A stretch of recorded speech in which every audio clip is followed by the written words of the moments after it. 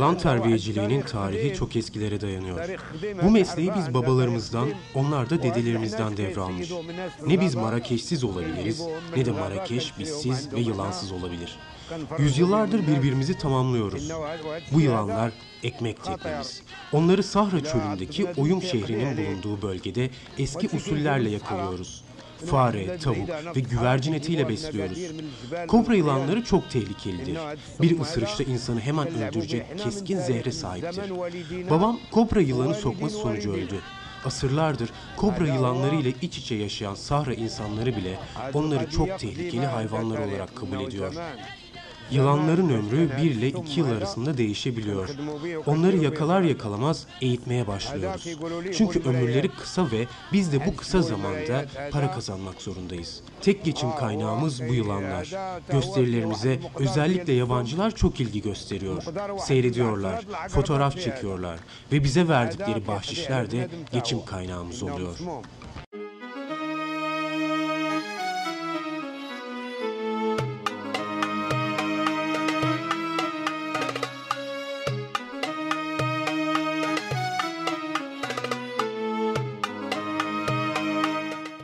Merhaba, hayatın ve tarihin kırıldığı bir başka coğrafyada, Afrika'nın kuzey-batı ucundaki Fas'ta, diğer adıyla Mağrib'de karşınızdayız. Bu kez sizlere tarihinde defalarca işgale uğrayan, bugün ise bağımsız bir devlet olarak bulunduğu bölgede çok farklı bir konuma sahip Fas'tan kesitler sunacağız. Fas denince İslam'ın yanı sıra İspanya, Fransa ve Afrika kültürünün karışımıyla yoğrulmuş, sokakları birer film platosunu andıran bir ülke akla gelir. Fas, Kral 6. Muhammed'in başlattığı reformlar sayesinde son yıllarda önemli bir değişim sergiliyor. Yüzü daha çok batıya dönük. Türkiye'den sonra Avrupa Birliği'ne girmek isteyen ikinci Müslüman ülke. Aynı zamanda terörizm karşıtı mücadeleye destek verdiği için terör saldırılarının da hedefinde. Kırılma Noktası ekibi olarak birçok yönüyle farklılık gösteren bu ülkedeki gelişmeleri araştırıp Fas halkını birlikte tanıyacağız.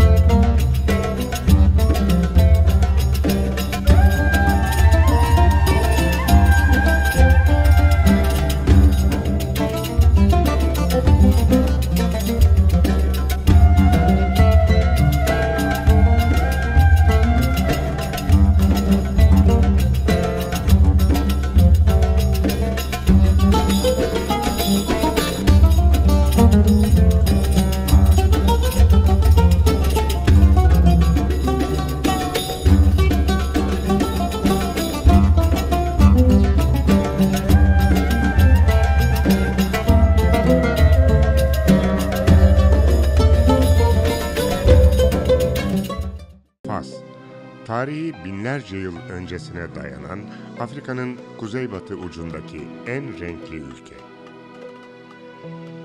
Bu nedenle Araplar tarafından en uzak batı anlamına gelen Mağribül Aksa ya da güneşin en son battığı topraklar olarak adlandırılır. Fas'ın eski başkent Marrakeş'ten kaynaklanan başka isimleri de var.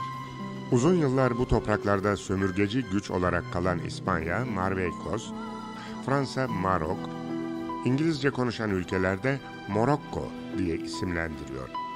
Osmanlı İmparatorluğu ise Cezayir'i fethedip Mağrip sınırına dayandığında o dönemdeki başkent Fes olduğu için ülkeyi Fas olarak isimlendirmiş.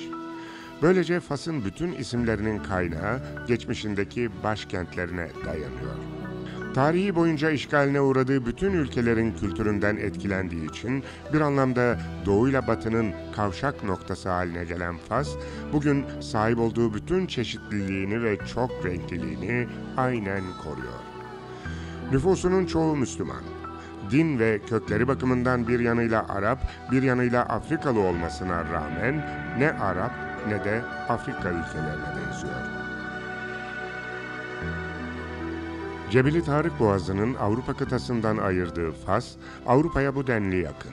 Hatta İspanya'nın işgalindeki Septe ve Melilla şehirlerinden dolayı onun zoraki parçası olmasına rağmen tam olarak Avrupa ülkelerine de benzemiyor.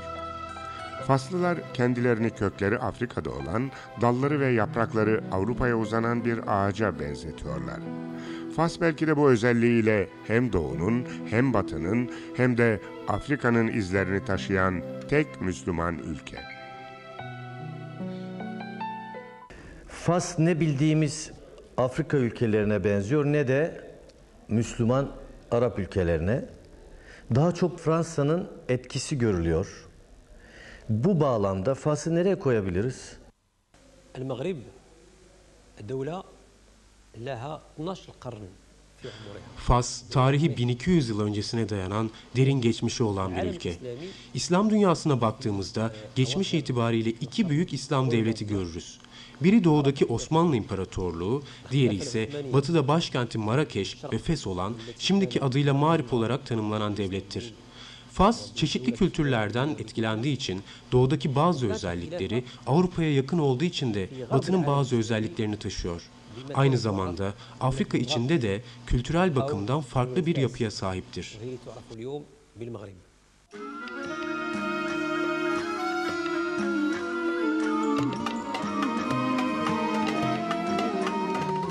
Fas'ın mimari yapısı daha çok 50 yıl bu ülkede sömürgeci güç olarak kalan Fransa'yı çağrıştırıyor. Ancak halkın yaşam biçimi Doğu ile Batı'nın bir sentezi gibi. Sokaklarında insanlar Arapça ve Fransızca konuşuyor. Siyahlardan çikolata renklilere ve beyazlara kadar her renkten insana rastlamak mümkün. Kadınların bazıları modern giyimli, bazıları ise kapalı. Ülkenin en eski halklarından olan Berberilerin önemli bir bölümü kendi dillerini konuştuğu gibi geleneksel kıyafetleriyle dolaşıyorlar. Berberilerin etkinliği o kadar derin ki Fas 6. ismi Berberiye'yi ülkenin en eski sahiplerinden biri olan Sahra Çölü'nün bu halkından alıyor.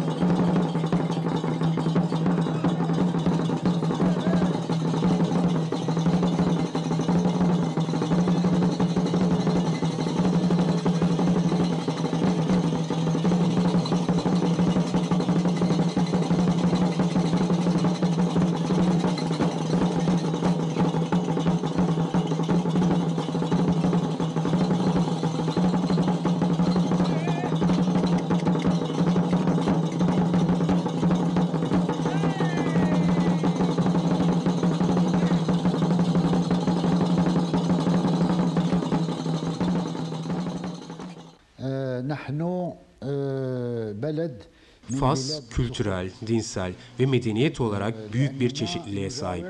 Bir Afrika ülkesi ama diğer Afrika ülkelerinden birçok yönüyle farklı. Fas aynı zamanda bir Arap ülkesi ama diğer Arap ülkelerine de benzemez. Fas'ın bu yapısı asırlar öncesine dayanıyor. Ülkemiz Araplar, Afrika kökenliler ve Sahralılardan oluşan bir mozaiktir.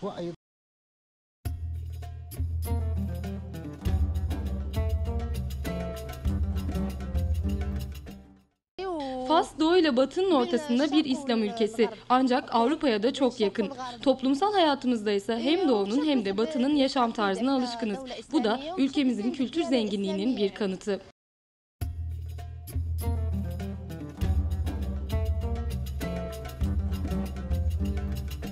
Fas'ın resmi dili Arapça, ancak bütün yazışmalar Fransızca yapılıyor. Ülkede anayasal kraliyet var. Anayasada devletin dini İslam'dır yazılı ama yasaların uygulanış biçimi daha çok laik cumhuriyet rejimlerine benziyor. Çok partili parlamenter sistem geçerli. Genel seçimlere farklı fikirleri savunan partilerin çoğu katılabiliyor. Ülkeyi 2002'deki seçimlerden sonra kurulan koalisyon hükümeti yönetiyor. Hükümetin ortakları Sosyalist Parti ve Milliyetçi olarak bilinen İstiklal Partisi. Muhalefette ise Adalet ve Kalkınma Partisi yani AK Parti var. Ancak bir gerçek daha var ki anayasaya rağmen her zaman son sözü kral söylüyor. Seçime katılacak partilerden hükümetin kurulmasına ve yeni kanunların çıkarılmasına kadar belirleyici güç kral.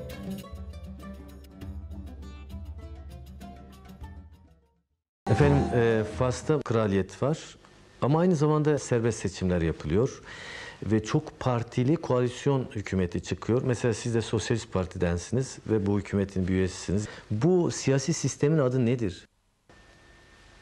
النظام الملكي المعمول به في المغرب. Burada mutlak krallık değil, parlamenter sisteme bağlı bir krallık var. Ancak birçok aşamadan geçtikten sonra bu duruma ulaşıldı. Fas, bağımsızlığına kavuştuktan sonra krallık düzeniyle bugünlere geldi. Çünkü krallık, halkın özgürlük hareketini destekledi ve ülkeyi bağımsızlığa götürdü. Zaman içinde ortaya çıkan gelişmelerle parlamenter bir krallığa sahip oldu. 1990'lardan sonra ise bazı reform hareketlerini gerçekleştirerek yoluna devam etti. Sistem, zıt kutuplarda yer alan çeşitli hareketleri kendi içinde eriterek onları da yönetime kattı. Krallık, güvenlik güçleri gibi daha birçok imkanı elinde bulundurmasına rağmen hükümetin de geniş yetkileri var. Siyasi partilerin hakları var ve halkın oylarıyla meclise girebiliyorlar. Bu durum sadece Fas'a özgüdür diyebiliriz. Kısacası krallık organları yoluyla ülkeyi yönetiyor.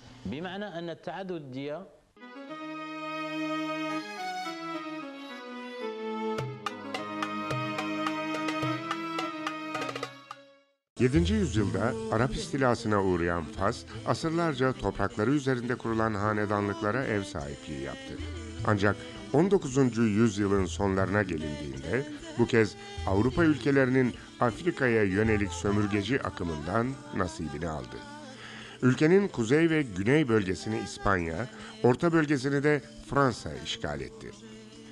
20. yüzyılın ortalarına doğru dünyada başlayan bağımsızlık hareketlerinden etkilenen Fas, işgalcilere karşı uzun yıllar verdiği savaşı kazanıp 1956 yılında bağımsızlığını ilan etti.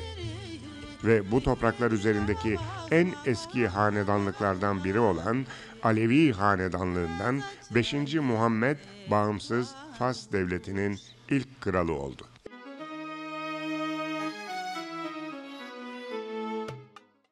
Ancak Fransa tamamen ülke topraklarını terk ederken İspanya'nın güneydeki işgali 1975'e kadar devam etti. İşte bugün Fas'la Cezayir arasında önemli bir anlaşmazlığın kaynağı olan Batı Sahra sorunu işgal döneminin ürünü. Aynı şekilde Akdeniz kıyısında Fas'a ait Septe ve Melilla şehirleri de bağımsızlığın üzerinden 50 yıl geçmesine rağmen hala İspanya'nın işgali altında ve çözülmeyi bekleyen diğer bir sorun olarak duruyor.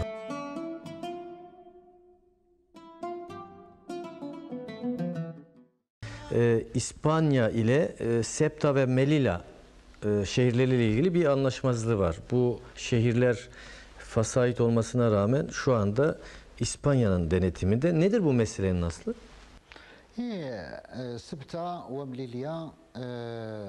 Bu Müslümanlarla İspanya arasında Endülüs devletinden beri devam eden tarihi bir sorun. Bazı Avrupa ülkeleri Fas'ın Akdeniz sahillerindeki bazı şehirlerini işgal etmişti. Fas zaman içinde işgal altındaki topraklarının bir kısmını geri aldı. Ama Septe ve Melilla hala İspanya'nın işgali altında. Fas, Avrupa Birliği ile yaptığı ticaret anlaşmasından sonra bile bu iki şehrinden vazgeçemeyeceğini belirtti. İspanya'da bu şehirleri geri verme konusunda olumlu adımlar atmış durumda. Bazı yayın organlarında çıkan haberlerde de bu iki şehrin Fas'a geri verilmesi gerektiği savunuluyor. Amacımız sorunun şiddet yoluyla değil, dostluk çerçevesinde çözülmesidir.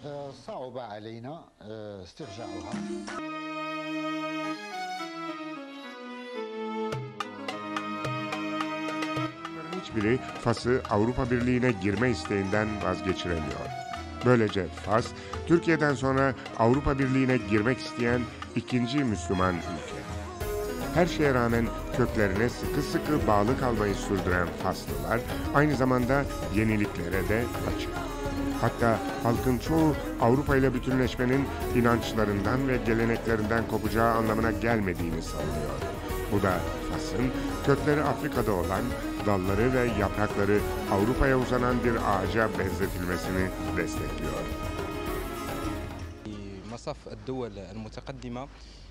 Fas gelişmekte olan bir ülke. Avrupa Birliği'ne giriş, bütün halk tarafından kabul gören bir düşünce. Bu bize imtiyaz kazandırmanın yanında Avrupa devletlerinin tecrübelerini de kullanma fırsatını verecek. Ancak şu an için bu bir hayal. Çünkü Avrupa Birliği sınırlarını kendi belirliyor ve sadece belirli devletleri içine katmak istiyor. Türkiye bile henüz Avrupa Birliği'ne girememişken bu aşamada Fas'ın girmesini beklemek mümkün görünmüyor. Ama Türkiye girerse o zaman durum değişebilir.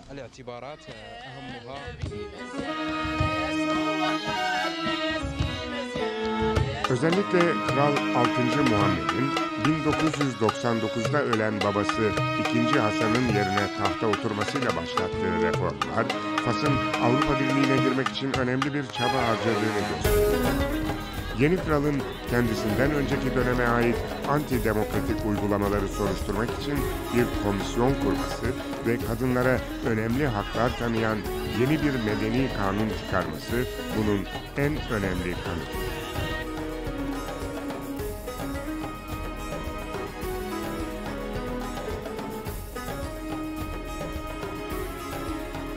Faslılar, Türkiye'nin Avrupa Birliği'ne girmek için harcadığı çabayı da çok önemsiyor.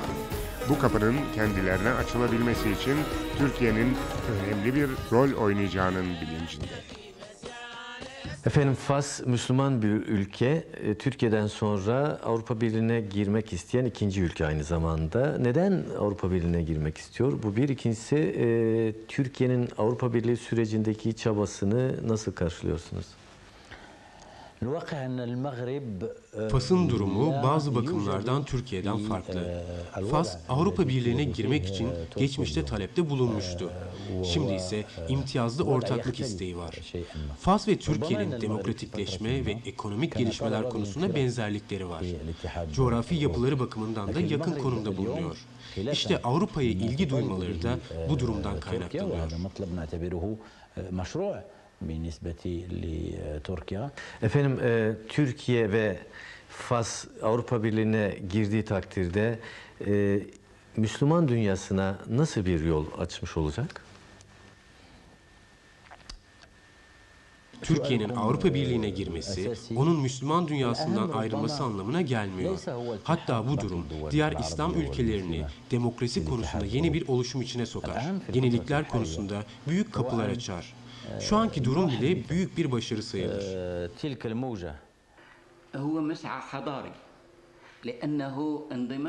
Bunu bir medeniyetler yakınlaşması olarak görüyorum. Türkiye'nin Avrupa Birliği'ne girmesi demek, Avrupa medeniyetinin birebir alınması değildir. Fas'a gelince, Kral 2. Hasan'ın geçmişte söylediği, Fas bir gün Avrupa Birliği'ne girecek sözü bile, Avrupa'ya dahil olmanın medeniyetlerin yakınlaşması açısından önemli olduğunu gösteriyor. Sadece Afrika kıtasında değil, başka geniş toprak parçalarında da sınırları kaldırmak gerekiyor. Liberal bir ekonomik politikayı benimseyen yeni kralın ilgilendiği bir diğer konu da Fas'ın uluslararası ilişkileri.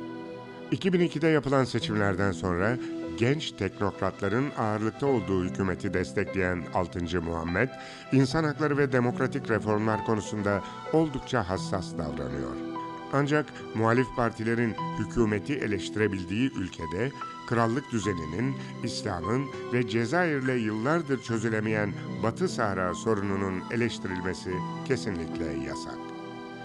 Yine de genç kralın başlattığı yenilikçi hareket halktan büyük destek görüyor. Mesela Kral 2. Hasan dönemini tartışmaya açacak kadar ileri adımlar atması, işkence görenlerin ve yakınlarını kaybedenlerin yaşadıklarını anlatmasına izin vermesi, o dönemle ilgili suçları araştıracak bir komisyon kurdurması, televizyondaki bir canlı yayın programına katılıp halkın yaşadıklarını onlarla paylaşacak kadar tabu yıkması, ülke tarihinde görülen bir ilk.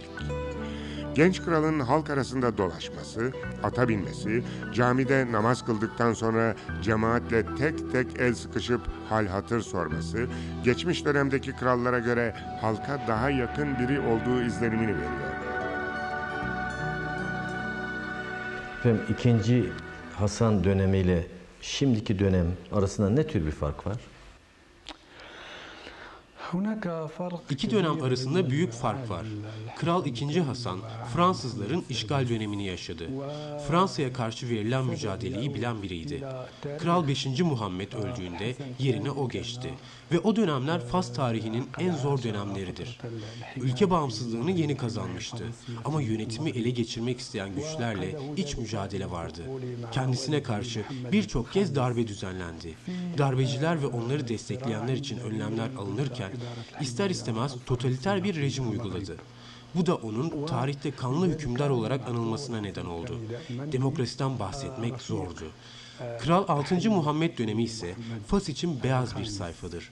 Babası döneminden kalan ve kendi omuzlarında ağırlık yapan yükü hafifletmek adına yeni kararlar aldı. Ülkenin siyasi hayatında iyileştirmelerin şart olduğunu anladı ve işe buradan başladı. Mesela kişi özgürlükleri ve kadın hakları ile ilgili yeni kanunlar hazırladı. Ayrıca eski tutukluları serbest bıraktırdı. Hakkaniyet ve Uzlaşı Komisyonu kurdurdu. Bu da Fas'ın reformlar bakımından attığı adımlar için son derece önemlidir. Burada amaç geçmişten bir sayfayı yırtıp atmak değil, onu okuduktan sonra defteri kapatmak. في المغرب.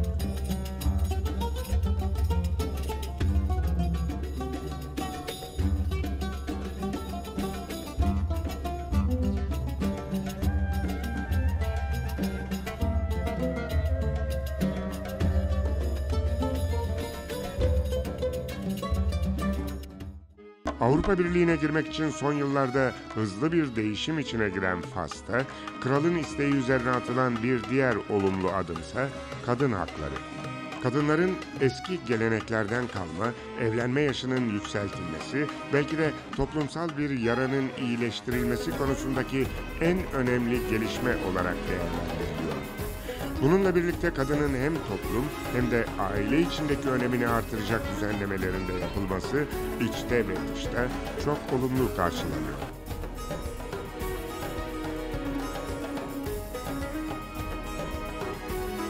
Fas'ta kadınlar nasıl yaşıyor? Kadın hakları iyi durumda mı? Aile hukukuyla ilgili çıkarılan yeni kanunlar, kadınların aile içinde ve sosyal hayattaki önemini arttırıyor. Daha önce olmayan yeni haklar tanınıyor. Mesela kızların evlenme yaşı 15'ten 18'e çıkartıldı. Eğitim özgürlüğü tanındı. Umarım bu kanunlar kağıt üzerinde kalmaz ve gerçekleşir. O zaman da Fas kadını gerçekten önemli haklara sahiptir diyebiliriz.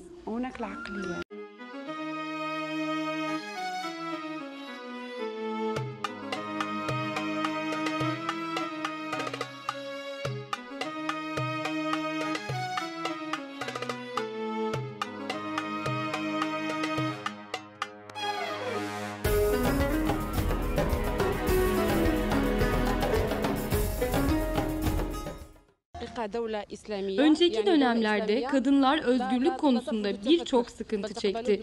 Şimdi çıkarılan yeni kanunlarla kadın hakları güvence altına alınmaya başlandı. Hatta Fas'taki kadınların statüsü erkeklerle eşit duruma geldi diyebiliriz.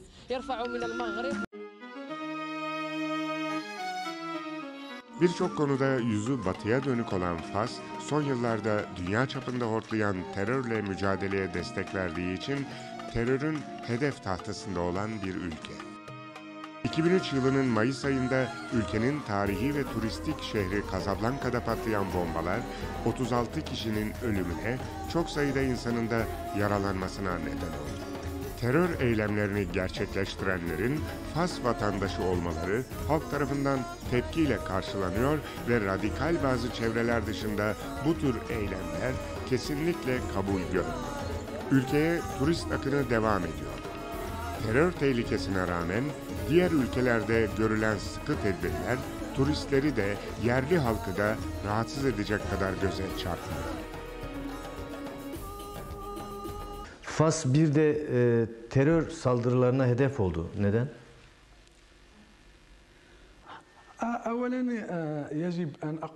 Fas, tarihinde 2 kez teröre hedef oldu.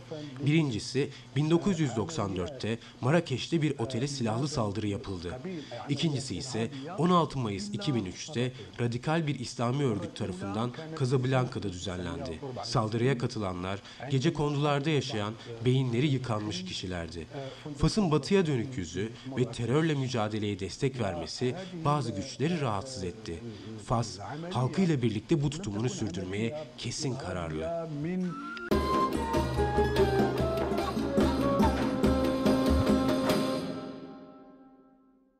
Fas, sahip olduğu tarihi ve kültürel değerler açısından gerçekten de bulunduğu bölgede çok önemli bir konuma sahip. Hemen her bölgesinde farklı kültürlerin yarattığı zenginlik sayesinde geçmişi günümüze taşıyan izlere rastlanıyor.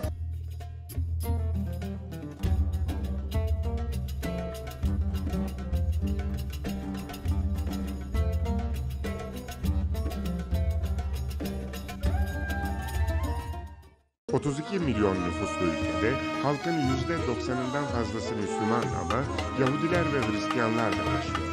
Bu topraklardaki kültür zenginliği her biri birer film platosunu andıran sokaklarına da yansıyor.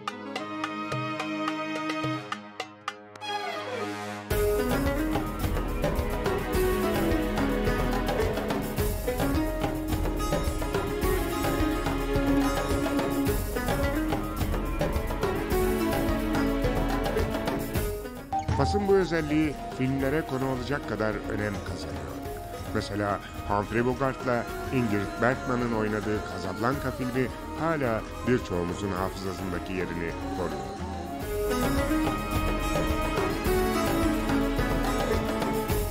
Casablanca aynı zamanda ülkenin en önemli liman kenti. Bütün ticaret buradan yönlendiriliyor. Bir anlamda mal dolaşımının ambarı sayılıyor.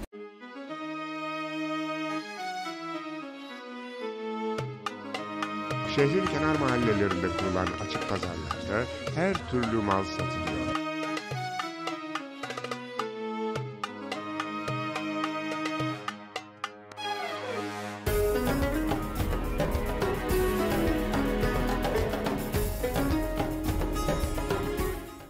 Yapımı 14 yıl süren Casablanca'daki 2. Hasan Camii, İslam dünyasının 2. büyük camisi unvanına sahip. Okyanus kenarında inşa edilen caminin 210 metrelik minaresi ve muhteşem mimarisi ziyaretçileri adeta büyülüyor.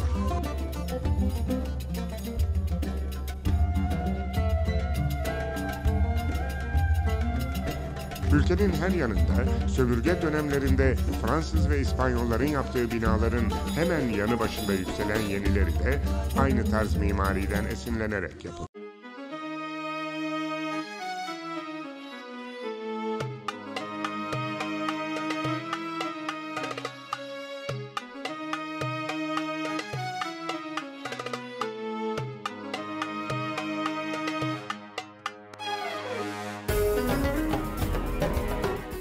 Dünyanın en güzel başkentlerinden biri olarak kabul edilen başkent Rabat, hem tarihi yapılara hem de günümüzün modern mimarisine sahip bir şehir.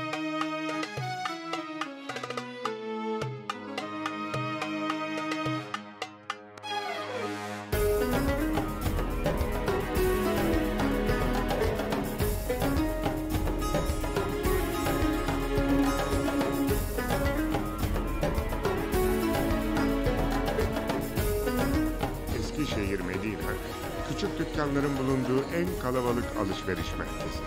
Her kesimden insan alışveriş yapmak için buraya geliyor.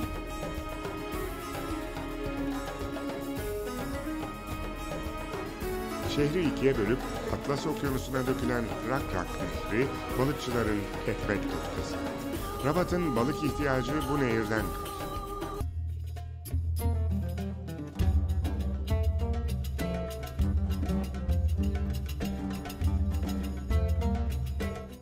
Rabat'ın denize bakan yüzünde evlerin yapısı, iç kesimlerdeki modern yapıların aksine daha çok Akdeniz mimarisini çağrıştırıyor. Gerek Rabat'ta, gerek Casablanca'da, gerekse Marrakeş'te, kısacası Fas'ın her yerinde göze çarpan kafelerse Paris'i hatırlatıyor.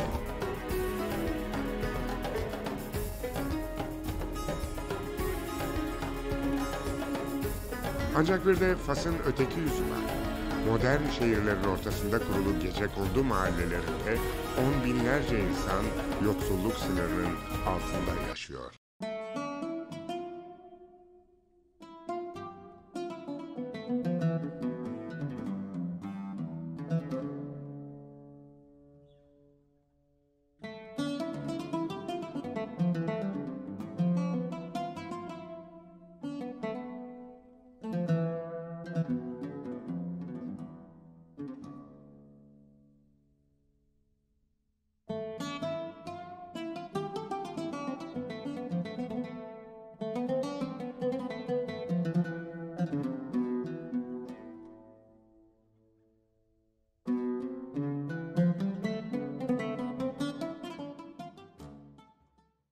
Rabat'taki Rasilma mahallesi tam 35 yıldır bugünkü haliyle duruyor. İşte Fas'ın öteki yüzü. Başkent Rabat'ın Raslima mahallesinde bulunuyoruz. Burası gecekondularla dolu bir mahalle. Ve 20 binden fazla insan yaşıyor. İmkan olup da 7.000 dolar devlete ödeyebilenler toplu konutlara geçebiliyorlar. Aksi halde burada yaşamaya devam edecekler. Derme çatma barakaların ortalama büyüklüğü ancak 6 metrekare. Barakalarda elektrik var ama su yok. Burada yaşayan binlerce kişi su ihtiyacını mahallenin başında bulunan çeşmeden gideriyor. Geçici iş bulabilenler günlük 3-4 avroya pazarcılık ya da amelelik yaparak geçiniyor. Çocukları yaşadıkları yere en yakın mahallenin okuluna gidiyor. İşsizlik oranının resmi rakamlara göre %19 civarında olduğu Fas'ın daha birçok yerinde bu şartlarda yaşayan insanlar var. Yoksulluk sınırının altında yaşayan insanlar var. Bu konuyla ilgili olarak hükümetin nasıl bir planı var? Bu gerçek Fas'ın en büyük sorunlarından biri.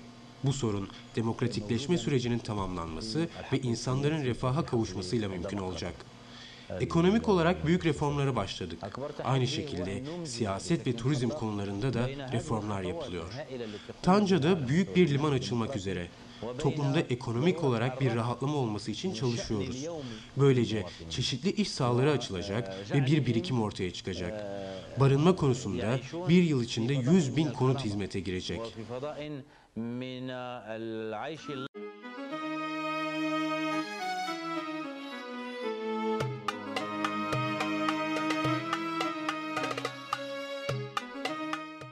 Bu ülkede bir de yoksulluk sınırının altında yaşayan çok sayıda insan var. Bu konuda ne düşünüyorsunuz? Siz parti olarak bu konuyla ilgili nasıl bir programa sahipsiniz? Adaletten anladığımız devletin zenginliğinin halka eşit olarak dağıtılmasıdır.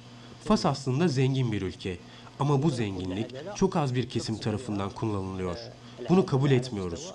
Bu adaletsizliği düzeltmek için programlarımız var. Mesela birçok yeraltı zenginliği, balıkçılık gibi önemli gelir kaynaklarımız var. Ancak bu kaynakları ayrıcalıklı küçük bir azınlık kullanıyor. İkinci amacımızsa yabancı yatırımcıları ülkeye çekecek, bürokratik engelleri azaltacak programları geliştirmek. Toplumdaki işsizlik oranı %19 civarında. İşte bunu azaltmak gerekiyor. Üniversite mezunları bir iş bulamıyor. Yani iş sahaları açmak için yatırımcılara ihtiyacımız var.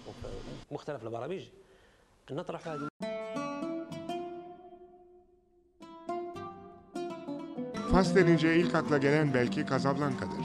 Ama tarihi, kültürü ve mimari yapısıyla Marrakeş ayrı bir güzelliğe sahip.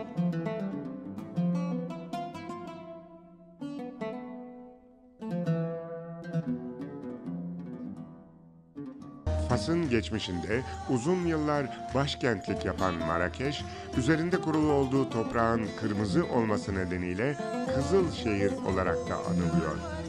Marrakeş, Fas için kullanılan her sokağa birer film platosu tanımına en uygun şehir. Toubiye gibi birçok tarihi cami ve eserin bulunduğu Marrakeş'in en ünlü mekanı Cemaül Fena Meydanı. Gündüzleri sessiz ama akşamki davete hazırlanan hamarat bir ev sahibesi gibi. Meydanın etrafında tarihi yapılar, camiler ve labirente benzeyen eski çarşı var. İç içe açılan ve yüzlerce küçük dükkanın bulunduğu çarşıda ev eşyalarından hediyelik eşyaya kadar her türlü malı bulmak mümkün. Burası Marrakeş'in ünlü Camiül Fena Meydanı. Özellikle akşam saatleri yaklaştığında bu meydanda yerli yabancı yüzlerce insan toplanıyor. Akrobatlar, yılan oynatıcıları, yerel dansçılar, el sanatıyla uğraşan insanlar, kısacası herkes bu meydanda hünerlerini sergileyip para kazanıyor.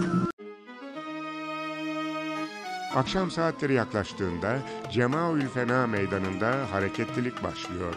Yılan oynatıcıları, seyyar tezgahlarda yemek satan satıcılar, fal bakanlar, dövme yapanlar, maymun oynatanlar, yerel dansçılar, akrobatlar, kısacası hünerini gösterecek olan herkes yavaş yavaş meydandaki yerlerini almaya başlıyor. Tıpkı büyük bir tiyatro sahnesi gibi.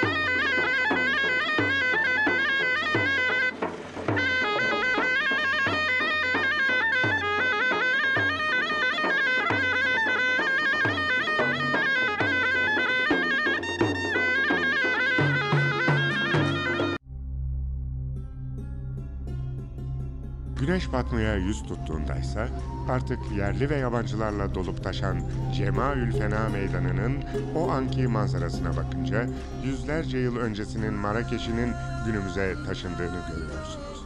Evet, asırlardır haftanın her günü bu meydanda aynı manzara yaşanıyor.